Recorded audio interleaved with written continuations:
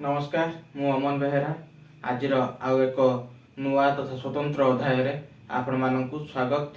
तो आज वीडियो आपण मानक पई गोटे खास वीडियो होबाकु जाउची, गोटे स्वतंत्र वीडियो होबाकु जाउची। काहेकि ना जदि आपण माने प्रकृत रे सफलता पाइबाकु चाहुचंती ताहले ए वीडियोटा आरंभ रु शेष जाए देखंतु कि ए वीडियो कहा पई बाध्य बाधकता नुहे। प्रकृत में जो मैंने सफलता पाइबा चाहूँगी प्रकृत में जीवन में जो मैंने आग को बढ़ा चाहूँगी निज जीवन में डेभलप करने को चाहूँगी ताहले वीडियोटा आरंभ शेष जाए बिना स्किप रे देखंतु। एटा आपण मानक जीवन में गोटे बहुमूल्य अमूल्य बाणी होइकी रहिबो। तो आपण माने विभिन्न समय रे विभिन्न काम रे व्यस्त रहउचंती, मोबाइल बा टीवी रे भी अनेक समय आपण बिना कारण रे समय बिताउचंती। तो से सब को कमेई की किछि भल ज्ञान आहरण कर यही उद्देश्य रे ए वीडियो बना जाउची बा कथा वस्तु आपन निकट रे उपस्थापन करा जाउची। तो दया करी एतिकी अनुरोध रहिबो कि वीडियोटी शेष जाए देखंतु कि जो व्यक्ति माने सफलता पाइबा को चाहंती बा पाई छंती निकट अतीत रे देखिथिबे जो व्यक्ति माने सफलता पाई छंती विगत दिन रे पछ दिन मानक से माने सब बेला देखिबे शीघ्र उठंती, माने जो राति रे सुनती ना साधारण लोक कौन ना दिन हेले 5टा 6टा एमती समय रे से माने उठंती बा अलार्म देकी उठंती। किंतु जो माने प्रकृत रे सफलता पाइबा पई चाहंती सेमानकर कौनसी भी अलार्म दरकार नहीं, सेमानकर कौनसी भी आवश्यकता नहीं अलार्म रो बा कहीं जने डाकी दवा पई सेमानकर आवश्यकता नहीं जे उठ तो काम करिवो। किंतु आम जीवन रे आमे कोन सकाळ उठिया पई अनेक सारा अलार्म लगे थांती, गोटे नुहे देखिबे सीरियली 2टा कि 3टा 4टा एमती नंबर रो आमे अलार्म लगे थांती बा काहा को कहि देई थांती कि मते टिके शीघ्र डाकी दबो काहेकि ना मोर काली कोनसी एक विशेष काम अछि। तो जतेबेले आमे सकाळ पुणी उठिया पई चेष्टा करंती बा अलार्म बाजे बा हमकु कहि जने डाकंती सेतेबेले सेही घटना सब हमकु पिता बोली लागे आउ सेही समय रे इच्छा हुए आउ किछ समय सोई जानती बा आउ किछ समय मते कई डिस्टर्ब न करंतु सेतेबेले सोईबाटा हमकु भल लागे। किंतु जो डाकुचंती बा अलार्म बाजची सेटा हम पई टिके पिता भलिया लागे। तो साधारण जीवन रे एटा तो कष्टकर समस्तक पई प्रकृत रे, किंतु जो माने सफलता पाइबा पई चाहंती सेमानक पई एटा कष्टकर नुहे। तो जे कोनोसी व्यक्ति जे कोनोसी स्तर रे तार काम करूछंती देखिबे सेमाने सब बेले शीघ्र उठंती। तो आज मु आपण मानकु गोटे बढ़िया रूल विषय रे कहिबी। तो सेटा होची ABC रूल। तो आपण माने पाखरे सब बेले जाते बेले भी गोटे भलो जिंस देखुचंती बा भलो वीडियो देखुचंती ना किछि मोटिवेशन वाला हो बा किछि सिखिला वाला जिंस से वीडियो थिबो सब बेले आपण आपनक पाखरे गोटे पेन आउ पेपर सब बेले पाखरे रखिथिबे।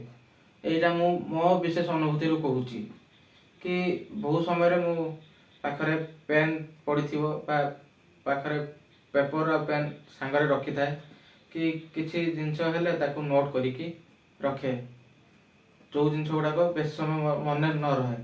तो हुए तो से जिंस जदि आपण केबे भी कोठ नोट करिकी रखिथिबे तो एटा एबे न होई पारे केबे भी लागि पारे आपण को जीवन रे काम रे। एटा भी मते जने एमती कहिथिले। तो सेबेठारु मु जेबे जुआडे भी जाए जहा भी करे हुए तो ताकू मु वीडियो आकार रे रखी पारे, किंतु बहुत समय मु ताकू नोट करिकी रखे। तो एटा भी आपनक जीवन रे गोटे बहुमूल्य शिक्षा दबो कि आपण सब बेले गोटे पेन आउ पेपर सब बेले जुआडे भी जानतु सब बेले पॉकेट रे रखिथिबे किछ ना किछ लिखिया पय। देखिबे आपनक जीवन रे प्रत्येक जगह रे किछ ना किछ जिंस शिखिया पय मिलिबो।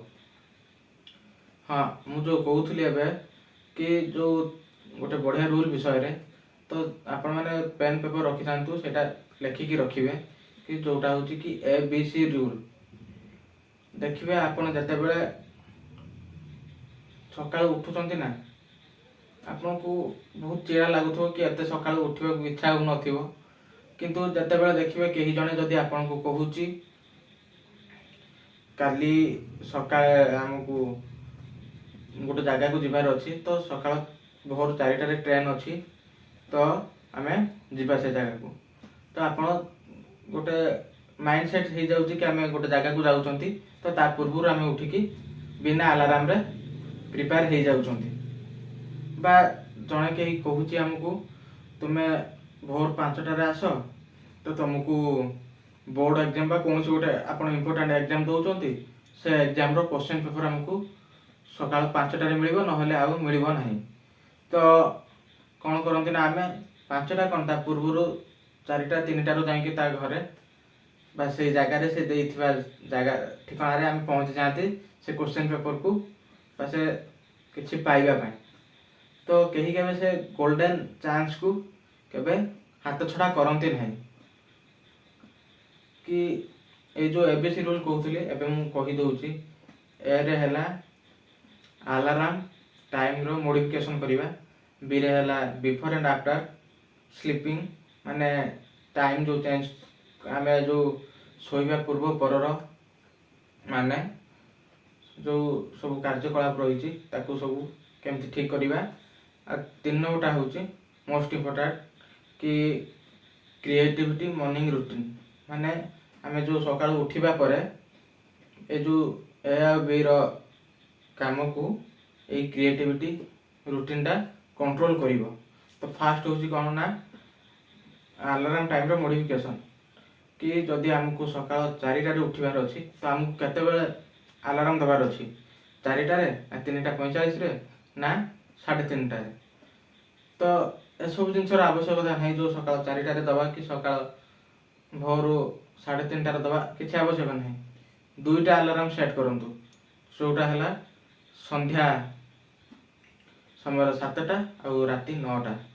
ଆପଣମାନେ ଏକଥା ଶୁଣିକି ଆଶ୍ଚର୍ଯ୍ୟ ହେଉଥିବେ କି ତ ଆମକୁ ରାତି 4ଟାରେ ଉଠିବାର ଅଛି, ତ ସନ୍ଧ୍ୟା 7ଟା ଆଉ ସନ୍ଧ୍ୟା 9ଟାରେ କାହିଁକି ଆମର ଏ ଯେଉଁ ଆଲାର୍ମ ଦେବା? ତ ଏଇଟା ହେଉଛି ସନ୍ଧ୍ୟା 7ଟାରେ ପ୍ରଥମ ଆଲାର୍ମ, କି ଆମେ ଆମର ରାତ୍ରି ଭୋଜନ ସନ୍ଧ୍ୟା 7ଟାରେ ସାରିଦେବା। ତ ଏଇଟା ହେଉଛି ଫାର୍ଷ୍ଟ ପଏଣ୍ଟ, କି ଆମେ ସନ୍ଧ୍ୟା 7ଟା ସୁଦ୍ଧା ଆମର ରାତ୍ରି ଭୋଜନ ସାରିଦେବା।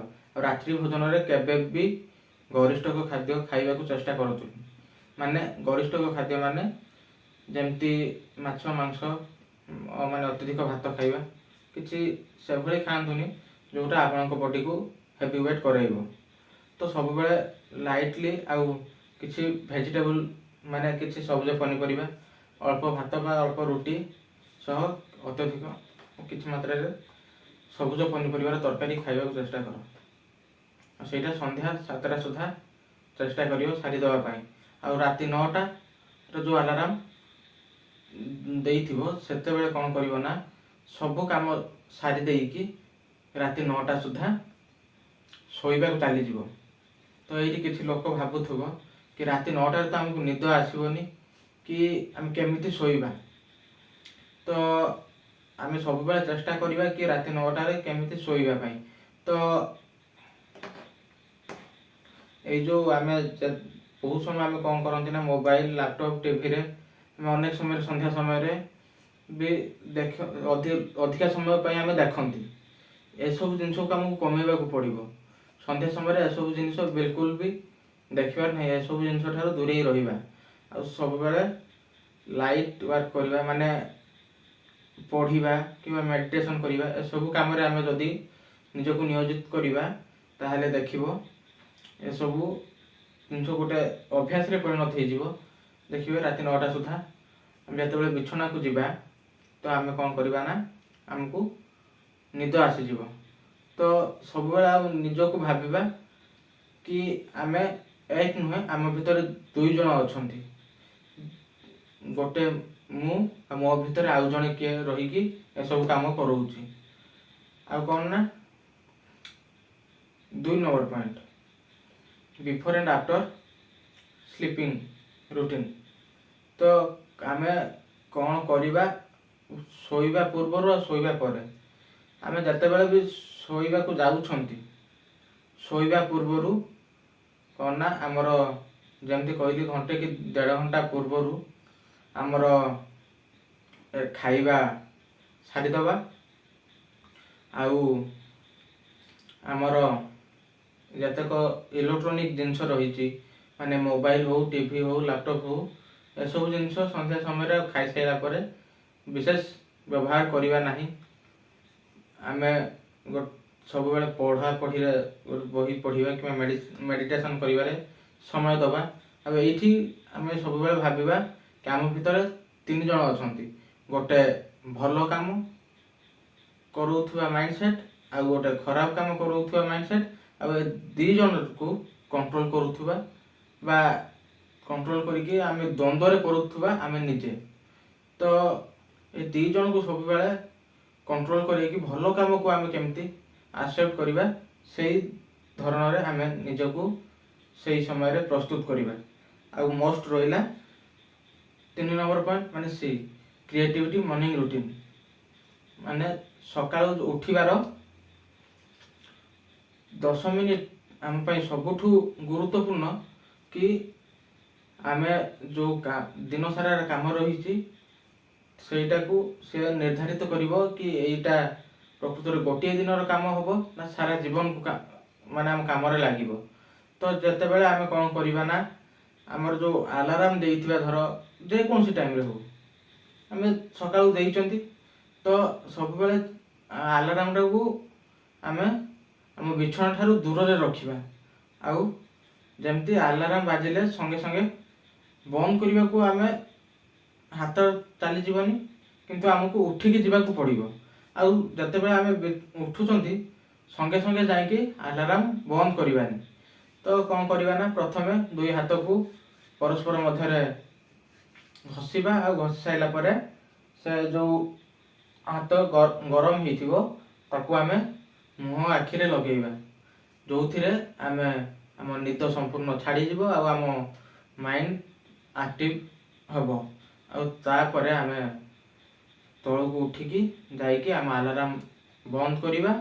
ଆଉ ଆମର ଆଗାମୀ କାର୍ଯ୍ୟ ପାଇଁ ଆମେ ଗୋଟେ ପଥ ପ୍ରସ୍ତୁତ କରିବା। ମାନେ ଯେଉଁମାନେ ବି ଯେକୌଣସି କ୍ଷେତ୍ରରେ ରହିଛନ୍ତି, ଆମର ମାନେ ମାନେ ପିଲାମାନେ ଯେମିତି ଯାଇକି ନିଜ ପଢ଼ାପଢ଼ିରେ ମନ ଦେବେ, ବା ଜଣେ ଯେତେବେଳେ ଖେଳାଳି ତା ଯୋଗ ବ୍ୟାୟାମ କରିବ, ତ ପ୍ରଥମେ ଆମେ ବ୍ରସ୍ କରିବା, ଆମ ନିତ୍ୟକର୍ମ ଯାହା ଥିବ, ଟଏଲେଟ୍ ଯିବା ବା ଆଉ ଯାହା ଥିବ ସାରିବା। ମାନେ ଏତିକି ସରିଗଲେ, ସମ୍ଭବତଃ ଯଦି ହେବ ଆମେ ସକାଳୁ ବି ଗାଧେଇ ପଡ଼ିବା। ଏତିକି ସରିଗଲେ ଜାଣିବେ କି ଆମର ଗୋଟେ ଦିନର ଅଧା କାମ ସରିଗଲା। ଆଉ ସାଧାରଣ ଭାବେ କିଛି ସମୟ ମେଡ଼ିଟେସନ୍ ବି କରିବା। ତ ଏସବୁ କାମ ଷ୍ଟୁଡେଣ୍ଟଙ୍କ ପାଇଁ, ମାନେ ଛାତ୍ରମାନେ ଯେଉଁମାନେ ପଢ଼ୁଛନ୍ତି ସେମାନଙ୍କ ପାଇଁ କମିବ। ଆଉ ତାଙ୍କ ପାଇଁ ପଢ଼ାଟା ବେଶୀ ସମୟ ରଖିବେ। କି ଯେଉଁଠି ଦେଖିବେ ଆପଣ ଲେଟ୍ ନାଇଟ୍ର 4 ଘଣ୍ଟା ପଢ଼ିବା ଆଉ ଭୋରୁ ଉଠିକି ଘଣ୍ଟେ ପଢ଼ିବା, ସବୁଠୁ କେଉଁଟା ଅଧିକ ସ୍ମରଣଦାୟକ ହେବ, ମାନେ ମନେ ରଖିବା ଭଳି ଆପଣଙ୍କ ପାଇଁ ପରିବେଶ ହେବ। ସକାଳୁ ଉଠିକି ଘଣ୍ଟେ ପଢ଼ିବା, ସକାଳୁ ଭୋରୁ ଉଠିକି ଘଣ୍ଟେ ପଢ଼ିବାଟା ଲେଟ୍ ନାଇଟ୍ର 4 ଘଣ୍ଟା ପଢ଼ିବା ସହ ସମାନ। ସେଥିପାଇଁ ସକାଳୁ ଯେତିକି ବି ମାଇଣ୍ଡଫୁଲି ପିଲାମାନେ ପଢ଼ିଥିବେ ଦେଖିବେ ସେଟା ପୁରା ମନେ ରହିଥିବ, କିନ୍ତୁ ଲେଟ୍ ନାଇଟ୍ରେ 4 ଘଣ୍ଟା ଯେତିକି ସମୟ ପଢ଼ିଥିବେ ତା ଭିତରୁ ବହୁତ କମ୍ ମନେ ରହିଥିବ। ତ ଏ ଭିଡ଼ିଓଟି ଯଦି ଆପଣମାନଙ୍କ ଜୀବନରେ କିଛି ପରିବର୍ତ୍ତନ ଆଣେ ବୋଲି ଆଶା କରନ୍ତି, ତାହେଲେ ଭିଡ଼ିଓଟିକୁ ଶେଷରେ ଗୋଟିଏ ଲାଇକ୍ କରିବେ। ଆଉ ଯେଉଁମାନେ ବି ଆମ ଚ୍ୟାନେଲରେ ନୂଆ ହେଇକି ଯୋଡ଼ି ହେଇଛନ୍ତି, ଫେସବୁକ୍ ପେଜ୍ରେ ଫଲୋ କରିବେ, ୟୁଟ୍ୟୁବରେ ସବସ୍କ୍ରାଇବ୍ କରିବେ।